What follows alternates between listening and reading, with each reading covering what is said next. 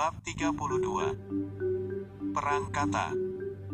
Sanjaya sangat senang ketika mengetahui keris Garuda Bayangkara terbuat dari material berelemen petir. Sebab petir bisa dikatakan musuh bebuyutan untuk hewan spiritual, seperti burung gagak Hodam milik kepala suku. Sehingga Sanjaya lebih percaya diri lagi di masa depan. Karena negara Indonesia yang kental dengan kisah mistisnya, sehingga Sanjaya merasa musuh yang mungkin akan dia hadapi di masa depan akan lebih banyak dari kalangan praktisi supranatural daripada praktisi tenaga dalam. Dengan memiliki keris Garuda Bayangkara, konsumsi tenaga dalam Sanjaya tidak terlalu boros. Dengan menyuntikkan sedikit tenaga dalam, sudah bisa menghasilkan petir untuk membunuh hewan spiritual. Meski begitu, Sanjaya tahu agar tidak terlalu mengandalkan keris Garuda Bayangkara. Sebab yang terbaik adalah meningkatkan kekuatannya sendiri. Namun masalahnya sumber daya seperti berlian masih cukup sulit untuk didapat. Sehingga untuk sementara, Sanjaya akan mengandalkan keris Garuda Bayangkara untuk bertarung. Sanjaya sekarang masih menyimpan 8 butir berlian. Dia tidak tahu kapan akan mendapatkannya lagi. Sehingga dia berusaha untuk menghemat tenaga dalamnya sebaik mungkin. Beberapa wanita mengelilingi kepala suku sambil menangis. Anak muda, jadi begitukah caramu berterima kasih kepada orang yang telah memberimu hadiah? Ucap kakek Alex kepada Sanjaya. Kakek Alex cukup cerdas. Dengan kalimat itu dia ingin menanamkan rasa bersalah di hati Sanjaya. Jika Sanjaya terbebani dengan rasa bersalah, kakek Alex berharap agar Sanjaya mengembalikan keris pusaka. Sedangkan untuk jangka panjang, rasa bersalah itu akan menghambat perkembangan Sanjaya di masa depan. Saya akan mengalahkan siapa saja yang ingin mengalahkan saya, dan saya mendapatkan keris ini dengan cara yang benar. Kalau kamu mau menyalahkan, salahkan saja cucumu, atau salahkan dirimu sendiri karena tidak bisa mendidik cucu dengan baik. Jawab Sanjaya dengan hati nurani yang bersih. Dia tidak mau dijadikan orang yang bersalah atas semua yang terjadi.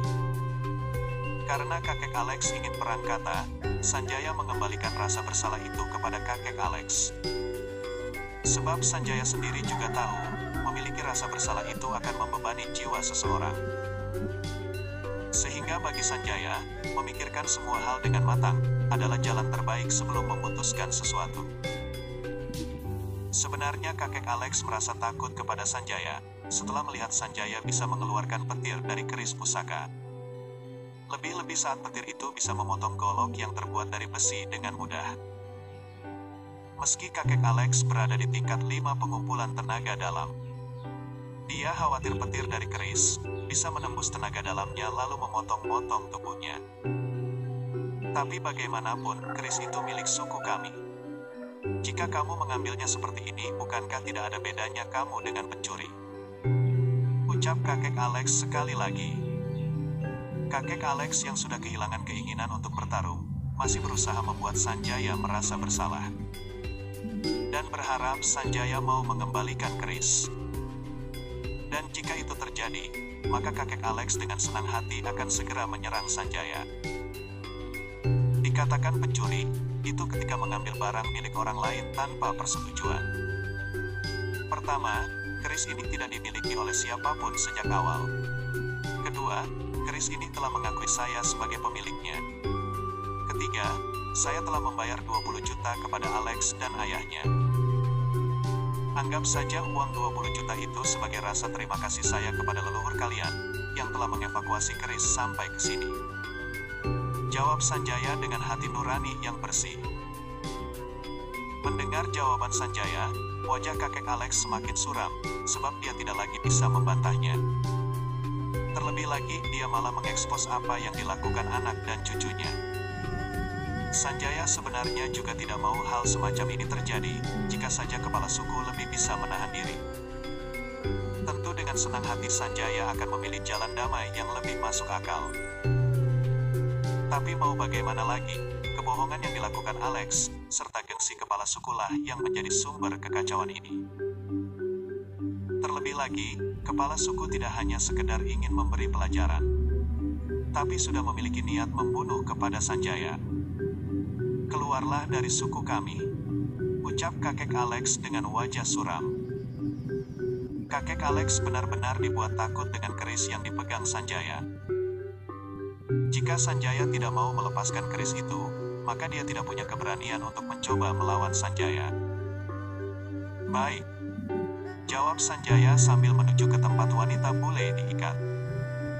Meski tidak tahu apakah wanita bule itu baik atau jahat, karena apa yang dialami wanita bule itu terlihat di matanya.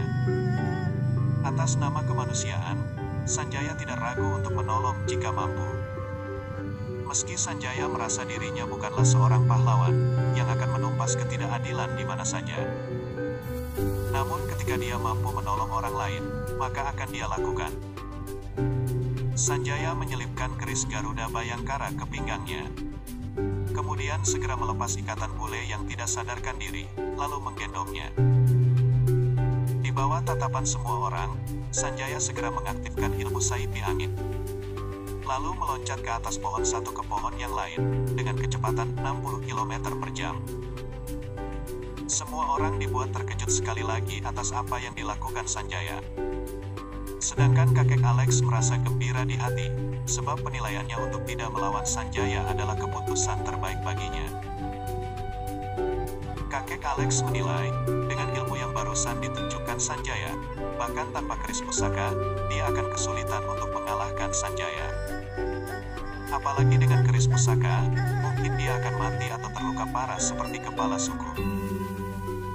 Alex terduduk lemas, masih sulit mencerna apa yang telah dia lakukan. Sanjaya yang awalnya dia anggap sebagai orang bodoh, yang mudah untuk dia bodohi, kini menjelma menjadi malapetaka untuk sukunya. Sanjaya masih terus berlari, mencari jalan utama yang dia lewati saat menuju ke desa Alex.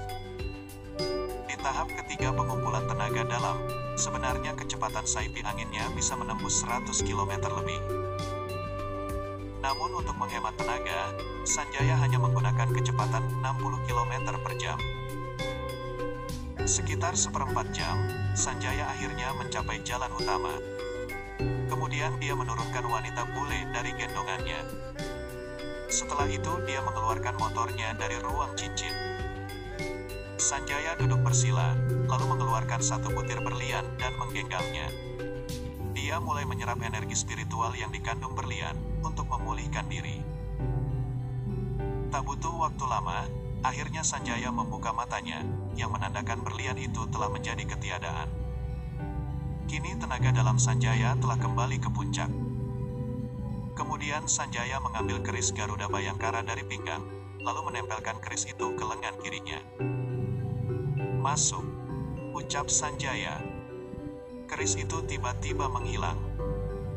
Di lengan kiri Sanjaya tercetak sebuah tato, terlihat gambar yang indah, yakni keris Garuda Bayangkara.